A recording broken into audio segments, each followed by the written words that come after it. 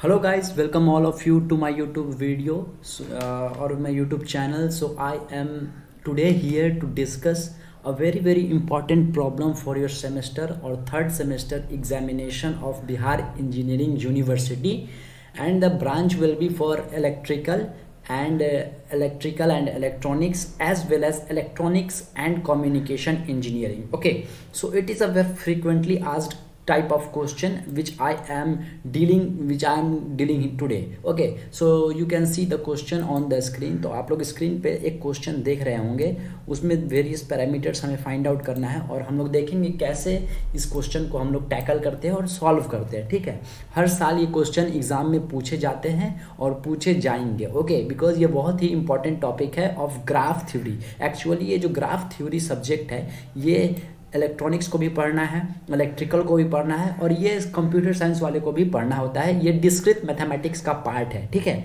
और इसी में ये एक क्वेश्चन और एक टॉपिक है जो कि इम्पॉर्टेंट है आपके सेमेस्टर एंड सेम एग्जामिनेशन के लिए। ठीक है, अलग अलग कॉलेजेस इसे अपने मिड सेम में इस क्वेश्चन को भी डालते हैं। ठीक है, क्योंकि बहुत ही फेमस क्वेश्चन है। ठीक है, तो आज उसी को हम लोग देखने जा रहे हैं। तो क्वेश्चन देखेंगे कि write down the incident matrix, tieset matrix and cutset matrix of the network shown. ठीक है, या तो आपसे वो इंसिडेंट पूछ सकता है, टाइसेट पूछ सकता है, या फिर ये तीनों पूछ सकता है एक नेटवर्क का। ठीक है, तो किस तरीके से इस नेटवर्क में इन तीनों मैट्रिक्स को फाइंड आउट करेंगे। ठीक है, तो इस वीडियो के खत्म होते ही आप समझ जाएंगे कि टाइसेट मैट्रिक्स क्या होता है, इंसिडेंट मैट्रिक्स क्या होता है और कटसेट मैट्रिक्स क्या होता है किसी भी नेटवर्क का। ठीक है, चलिए, तो सबसे पहला और सबसे इंपॉर्टेंट बात यह है कि आपको जो भी नेटवर्क दिया हुआ है, ठीक है, उसे आप गौर से देखें। ठीक है, अगर उसमें आपको वोल्टेज सोर्स दिखाई दे रहा है तो उसे आप शॉर्ट सर्किट करेंगे और जितने भी कंपोनेंट्स है, जैसे कि यहाँ पे रेसिस्टर है, इंडक्टर रहता तो इंडक्टर होता, उसे भी आप शॉर्ट सर्किट करेंगे। सबसे पहला बात यह है कि नेटवर्क में अगर पैसिव कंपोनेंट्स है और उसके साथ साथ अगर active component as a voltage source है तो आप शॉर्ट सर्किट करेंगे। ठीक है, सबसे पहला स्टेप यही होता है। ठीक है, और दूसरा पॉइंट क्या है कि अगर करंट सोर्स है तो उसे आप ओपन सर्किट करेंगे। आप इसका मतलब अभी जस्ट समझ जाएंगे। ठीक है, यहाँ पे देखिए वोल्टेज सोर्स है, इसलिए हम यहाँ पे शॉर्ट सर्किट करने वाले हैं। तो आइए इसका डायरेक्टेड पाथ जो कि सेकेंड स्टेप है वो देख लेते हैं हम लोग। ओके, तो देखिए वो जो ऊपर डायग्राम था नेटवर्क था, यहाँ पे आप देखिए ये नेटवर्क है, ये सेम नेटवर्क हम लोगों ने शॉर्ट सर्किट करके इसका एक डायरेक्टेड पाथ बना दिया है। ठीक है, तो इस तरीके से स्टेप 1 होता है किसी भी क्वेश्चन के मैट्रिक्स को फाइंड आउट करने के लिए, चाहे वो कोई सा भी मैट्रिक्स हो, सबसे पहले उसका डायरेक्टेड पाथ हम लोग डिसाइड करते हैं। ठीक है, तो ये है डायरेक्टेड पाथ। डायरेक्टेड पाथ में हम लोगों ने क्या किया, जो भी रेसिस्टर्स लगे हुए थे इनके बीच में, ये ए और बी के बीच में, ये बी और डी के बीच में और ये सी और डी के बीच में, तो जो भी रेसिस्टर्स लगे हुए थे और यहाँ पे एक देखेंगे तो क्वेश्चन में, तो यहाँ पे वोल्टेज सोर्स भी है,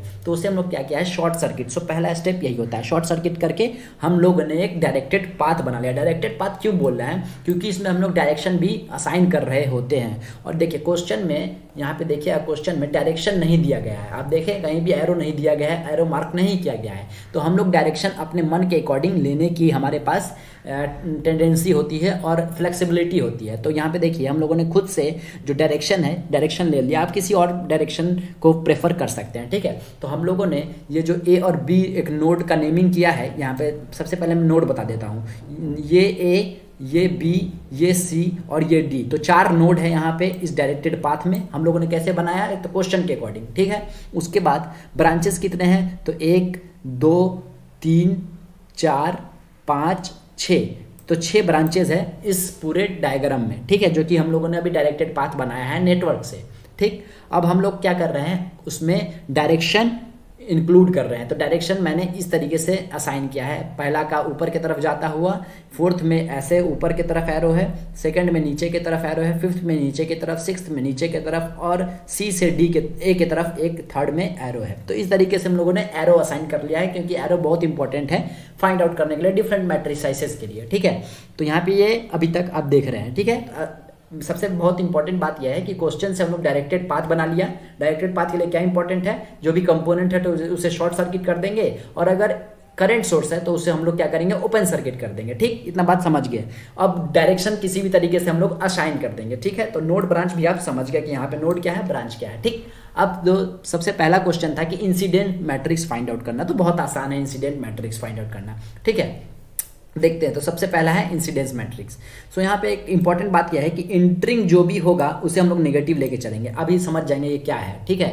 देखिए जैसे कि इंटरिंग कहने का मतलब कि ये देखिए, अगर हम लोग नोड बी का बात करें तो ये जो ए से बी के तरफ करंट फ्लो कर रहा है या फिर जो डायरेक्शन हम लोगों ने असाइन किया है ये बीच में इंटर कर रहा है, तो इसे हम लोग नेगेटिव लेके चलेंगे, ठीक है। ये मैट्राइसिस के बनाने के लिए बहुत हेल्प होगा, देखते हैं कैसे होगा, ठीक है। तो इंसिडेंस मैट्रिक्स जो होता है, हम लोग कौन सा करंट इंसिडेंट कर रहा है उसके लिए एक मैट्रिक्स लिख रहे होते हैं, ठीक है। तो इसका बेसिक मीनिंग यही है, ठीक है, नोड के अकॉर्डिंग, ठीक है। तो इसका ऑर्डर क्या होता है पूछ सकता है आपसे ऑब्जेक्टिव में। So it is nothing but n into, ठीक है, जो कि n हो गया आपका नोड और यहाँ पे 4 लिख दिया है मैंने, यहाँ पे होगा ब्रांच, ठीक है। तो node into branch, this will be the order of this incident matrix. तो नोड 4 थे मैंने दिखाया और ब्रांच 6 थे तो वो भी मैंने दिखाया, ठीक है। तो नोड को हम लोग इधर लिख देंगे ऐसे। सो दिस इज ए मैट्रिसेस के फॉर्मेशन के लिए ABCD, ये हो गया नोड 4 और 6 क्या थे आपके पास, तो ये रो कॉलम वाला फॉर्मेशन हो रहा है। 6 आपके पास ब्रांच थे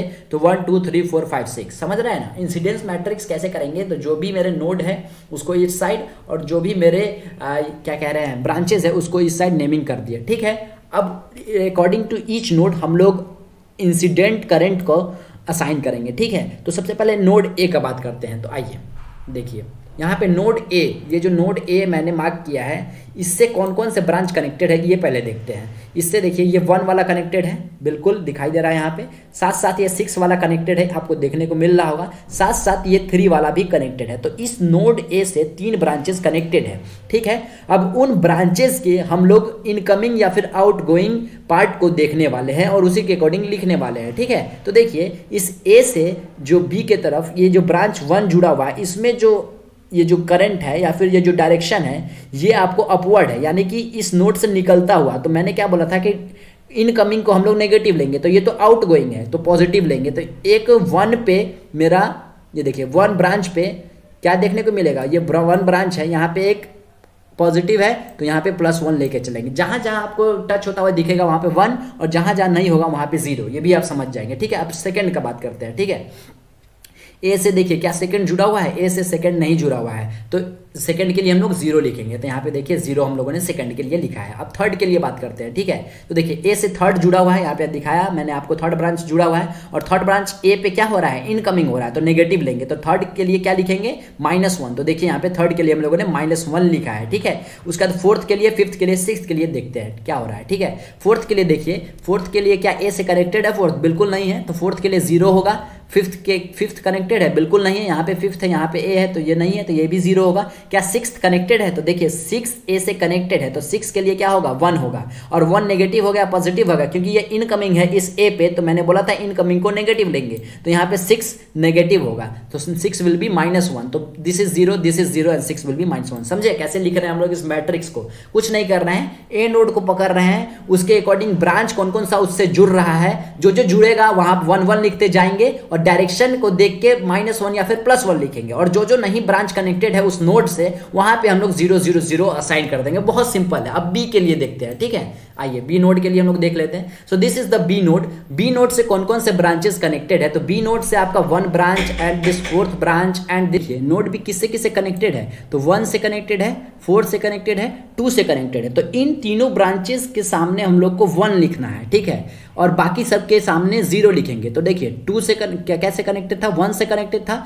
2 से कनेक्टेड था, 4 से कनेक्टेड था, तो इसके सामने हम लोग 1 लिख दिए, ठीक है, और बाकी के सामने हम लोग 0 लिख दिए। अब कौन सा इनकमिंग है उस बी पे, वहां पे हम लोग माइनस साइन लगाएंगे। तो देखिए कौन कौन सा इनकमिंग है देखते हैं बी पे। बी पे देखिए, बी पे इनकमिंग है आपको 4 एंड दिस 1, तो 4 और 1 के सामने हम लोग -1 लिखेंगे। तो देखिए 4 यानी कि -1 और 1 तो यहाँ पे भी -1। तो इस तरीके से हम लोग असाइन करते हैं। अब आते हैं सी के पास।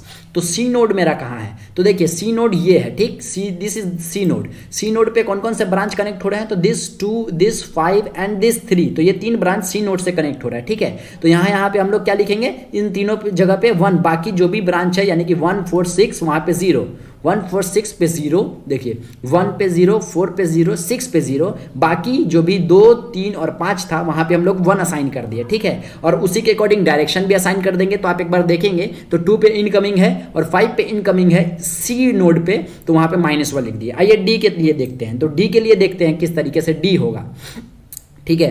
तो डी के लिए देखते हैं। तो ये this is our D node, ठीक है। डी नोड पे बात करें तो डी नोड पे देखिए कौन कौन सा ब्रांच जुड़ रहा है, दिस 4, दिस 6 एंड दिस 5। सो यहाँ 4 6 5 पे 1 होने वाला है, ठीक है। तो 4 पे 1, 5 पे 1, 6 पे 1 और 4 पे चूंकि इनकमिंग है तो वो हो जाएगा आपका दिस -1। तो इस तरीके से इंसिडेंट मैट्रिक्स हम लोग लिख रहे हैं। इंसिडेंट मैट्रिक्स कहने का मतलब ही जो ब्रांचेस किसी भी नोड पे इंसिडेंट हो रहे हैं उसका डायरेक्शन क्या है, तो इसका बेसिक मतलब यही होता है। और एंटरिंग को हम लोग नेगेटिव लेके चलते हैं। तो इतना बात अगर ध्यान में रखें तो आप इंसिडेंट मैट्रिक्स आसानी से फॉर्म कर सकते हैं। इसका सबसे बहुत इंपॉर्टेंट बात यह है, ऑर्डर होता है नोड इनटू ब्रांच। जो जितने भी नोड रहेंगे आपके डायग्राम में उसे आप इस तरीके से अरेंज करेंगे, ब्रांच जितने भी होंगे इस तरीके से असाइन करेंगे और उसके सामने हम लोग लिखते जाएंगे कौन कौन से ब्रांच कनेक्टेड है, उसको 1 देंगे, 1 असाइन करेंगे। अगर इनकमिंग है तो उसे नेगेटिव रखेंगे, बाकी के सामने 0 असाइन करेंगे। तो इस तरीके से इंसिडेंट मैट्रिक्स किसी भी ग्राफ का हम लोग लिख रहे होते हैं। आइए अब आते हैं